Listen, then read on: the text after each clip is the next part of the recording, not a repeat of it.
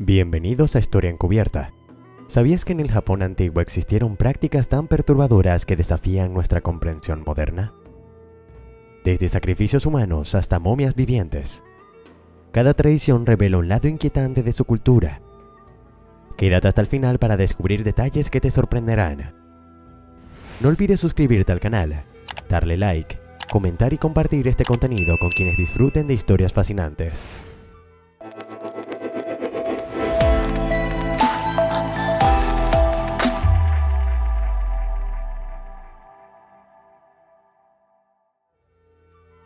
La cultura de Japón antiguo esconde prácticas y tradiciones que, desde una perspectiva contemporánea, pueden resultar perturbadoras y difíciles de asimilar.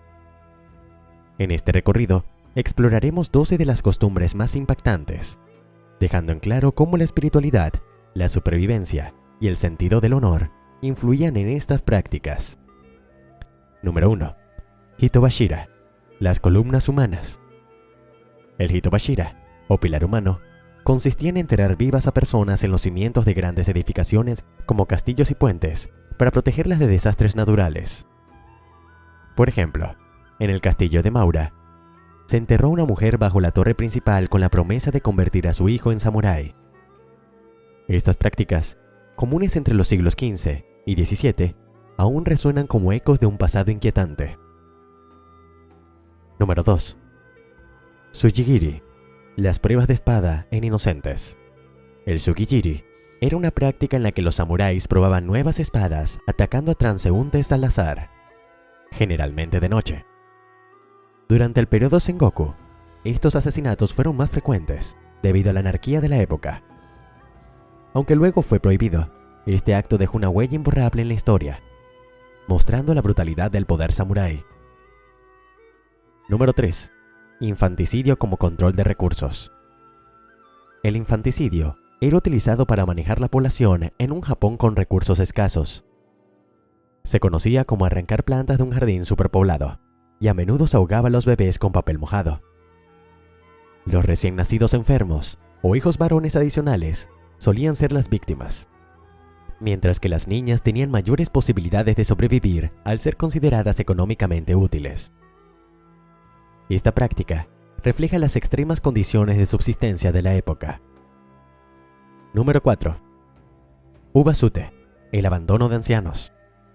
El ubasute, o abandonar a un anciano, según las leyendas, implicaba llevar a los mayores a morir en lugares remotos en tiempos de crisis.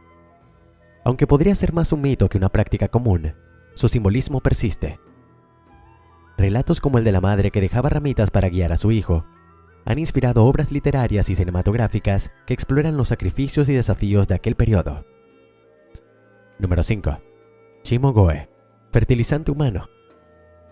En el Japón del periodo Edo, la reutilización de recursos era esencial para la supervivencia en un entorno con recursos agrícolas limitados. Esto llevó a la práctica del shimogoe, el uso de excrementos humanos como fertilizante para los cultivos. En aquella época, la agricultura dependía en gran medida de este recurso, ya que las alternativas químicas modernas aún no existían. Se estima que en el siglo XVII, los habitantes de Edo, la actual Tokio, producían alrededor de 500.000 de toneladas de este fertilizante anualmente. Aunque esta práctica puede resultar chocante para los estándares actuales, fue un componente crucial de un sistema de reciclaje sostenible que involucraba recolectores, transportistas y agricultores. Número 6. Ansusuri, la tortura para renunciar a la fe. Durante el siglo XVII, el gobierno japonés emprendió una brutal campaña para erradicar el cristianismo del país, una religión que había comenzado a ganar seguidores entre los japoneses. Una de las torturas más extremas utilizadas para forzar a los cristianos a renunciar a su fe fue el Ansusuri, también conocido como tortura del agujero. Consistía en colgar a las víctimas cabeza abajo con los pies atados, dejando uno de sus brazos libre para que pudiera hacer una señal de apostasía. En muchos casos, la víctima era bajada en un agujero lleno de excrementos para aumentar el sufrimiento. Para evitar la presión sanguínea excesiva en la cabeza, se realizaban cortes en la frente y sienes. Este método, descrito como casi insoportable, fue diseñado para quebrar tanto la resistencia física como la espiritual. Número 7. Heiga-sen, la batalla de flatulencias. El arte japonés del periodo Edo no solo exploró temas de espiritualidad o historia, sino también aspectos humorísticos y escatológicos, como el Hegasen, una batalla de flatulencias. Este curioso tema fue representado en un pergamino que muestra a hombres y mujeres semidesnudos emitiendo gases que aparentemente tenían un poder destructivo. En las ilustraciones, las flatulencias son tan fuertes que derriban árboles, lanzan animales por los aires y destruyen aldeas. Aunque puede parecer simplemente humorístico, los académicos han señalado que este tipo de arte servía como sátira social, reflejando cambios políticos y culturales de la época. El pergamino más famoso, atribuido a Hishikawa Moronobu, también ha sido interpretado como una crítica a los excesos de ciertas clases sociales. Número 8. Seppuku, el suicidio ritual. Quizás la práctica más emblemática del Japón antiguo sea el seppuku, también conocido como harakiri.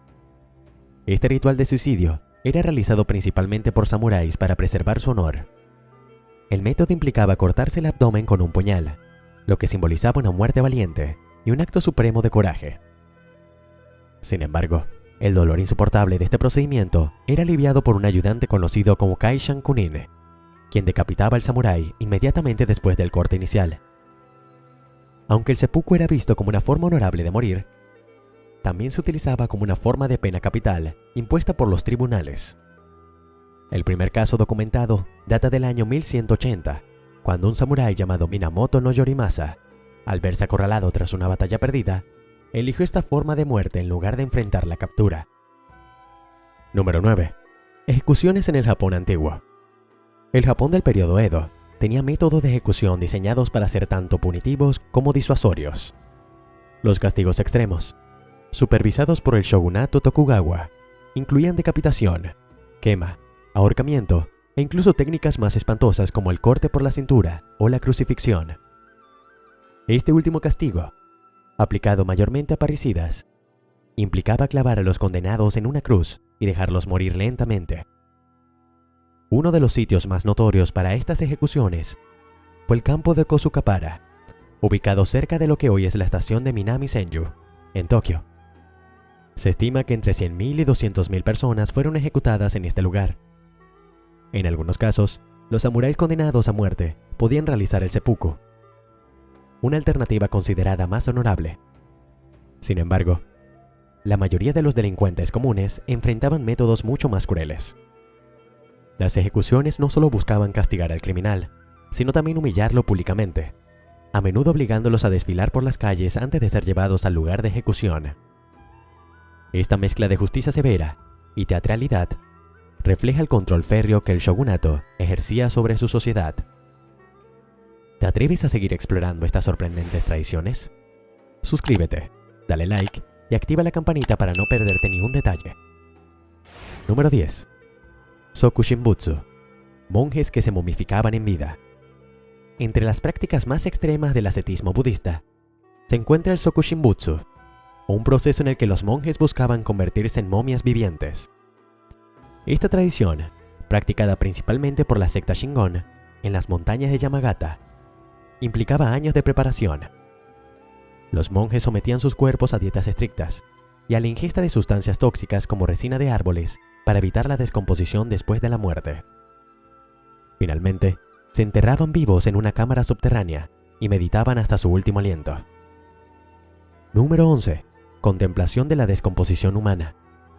En el budismo japonés, la meditación sobre la impermanencia se llevaba a extremos inquietantes con la contemplación de las 9 etapas de descomposición de un cadáver.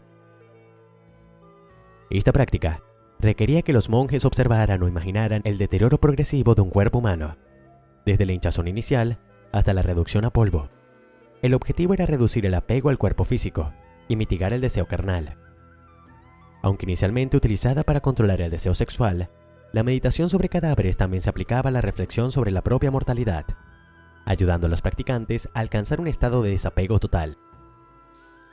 Número 12. Wakashu, la ambigüedad de la juventud. Durante el periodo Edo, la juventud masculina era definida como una etapa conocida como Wakashu, que comprendía aproximadamente entre los 7 y 17 años.